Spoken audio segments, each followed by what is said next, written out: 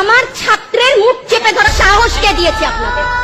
আমার ছাত্রের কলার ধরার সাহস কে দেয় আপনাদের? কয়জনের জবান বন্ধ করবেন আপনারা? একজনে করবেন, 10 জন দাঁড়াবো। 10 জনকে বন্ধ করলে 1000 মানুষ দাঁড়াবে, 18 কোটি বাঙালি নামবে। এই ছেলেটার কোমরে দড়ি বাঁধা, কত বছর বয়স ওর?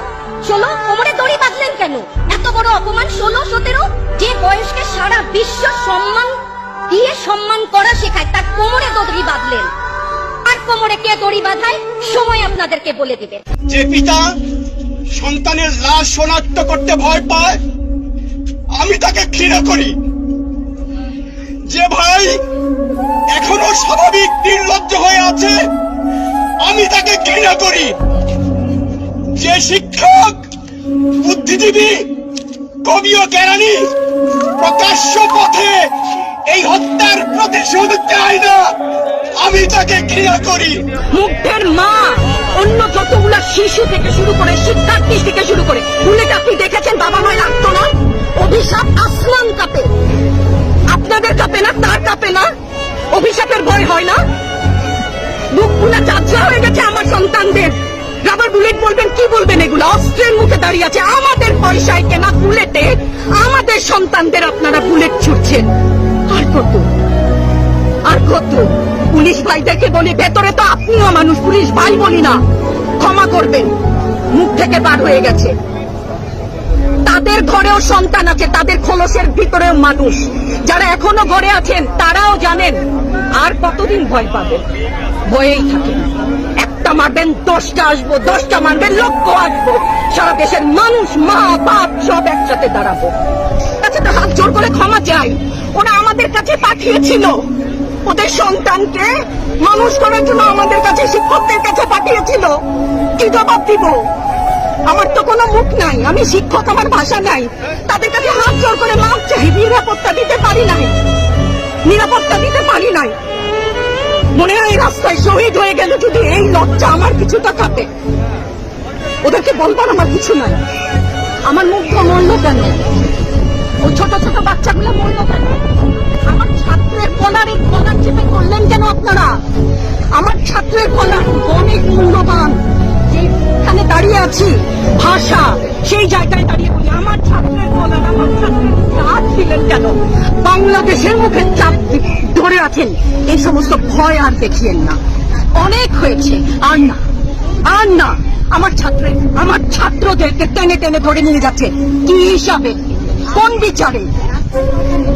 আমার বাচ্চাগুলো না খেয়ে আছে। আমার বাচ্চা, আমাদের বাচ্চা না খেয়ে আছে। আপনাদের ঘরে নাই? এই পুলিশ ভাইদেরকে বলি, এদের বাপ মা নাই, এদের আত্মীয় স্বজন নাই? এদেরকে কেউ বলে না যে তোমরা কি করছো? এদের সন্তানরা পেছনে নাই? এদের সন্তানদেরকে, এদেরকেও তো আমরা বড় করেছি, এদেরকেও তো আমরা শিক্ষা দিয়েছি। চালানগুলি আমাদের উপরে। আমার শিক্ষকের গায়ে হাত, কত বড় ঔদ্ধত্যপূর্ণ আচরণ। আর হবে না তো। আসেন, চালানগুলি তুলে নিয়ে যান। সে 71-এর মতো তো 25শে মার্চের কালো রাত, বুদ্ধিজীবীদের হত্যা শুনেছি তো, এখন দেখছি। আগে শুনেছি, এখন দেখছি। পিছু হটবা না, ভয় পাবা না। তোমাদের শিক্ষক আমরা, লজ্জা পাই, তোমাদের থেকে শিখেছি। তোমরা যেমন আছো আমরাও আছি। যতদিন না 9 দফা ওদের মান না হয়, ততদিন মাঠ থেকে সরবো না। এই মৃত্যু পতাকা আমার দেশ না, এই জল্লাদের উল্লাস মঞ্চ আমার দেশ না, এই বিস্তীর্ণ শ্মশান আমার দেশ না, এই রক্ত স্নাত কসাইখানা আমার দেশ না। ধন্যবাদ সবাইকে। মুক্তিযুদ্ধের চেতনা কি, ভাষা আন্দোলনের চেতনা কি ছিল? মুখের ভাষা বাংলা বলতে পারি, সেই জন্য বোধহয় ভাষা আন্দোলনের শহীদরা শহীদ হননি। আমার কথা আমি বলতে পারবো না, আপনি তুলে নিয়ে যাবেন। প্রতিবাদ করতে পারবো না, ভিন্ন মত প্রকাশ করতে পারবো না, আপনি আমাদেরকে রাজাকার বলে গালি দিবেন। রাজাকার শব্দটা প্রকাণ্ড একটা গালি, যাকে তাকে দেবেন না। আমি অনুরোধ করছি না, আপনাদেরকে বলে দিচ্ছি, প্রতিবাদ করলে আপনি আমাদেরকে বলবেন রাজাকার। রাজাকারের বাচ্চা, এটা প্রকাণ্ড গালি, যত্রতত্র দেবেন না। আর আমার ছাত্র ছাত্রীদের গায়ে গুলি কেন? আমি এখানে কেন দাঁড়িয়েছি, কেন আজকে কথা বলছি? কারণ আমি মানুষ, আমি শিক্ষিত একজন মানুষ, আপাদমস্তক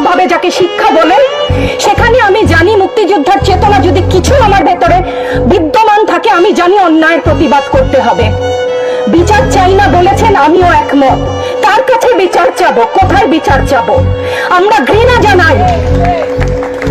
আমার ছাত্রদের গায়ে আমি সারা রাত ঘুমাতে পারি না, তাই এসছি যে আজকে যদি কিছু বলে যাই এক পলক ঘুমাতে পারি। যেই বাবা মার বুকটা খালি হয়ে গেছে, তাদের ঘরে কি চলে, কোথায় আছে তারা, কিভাবে আছে?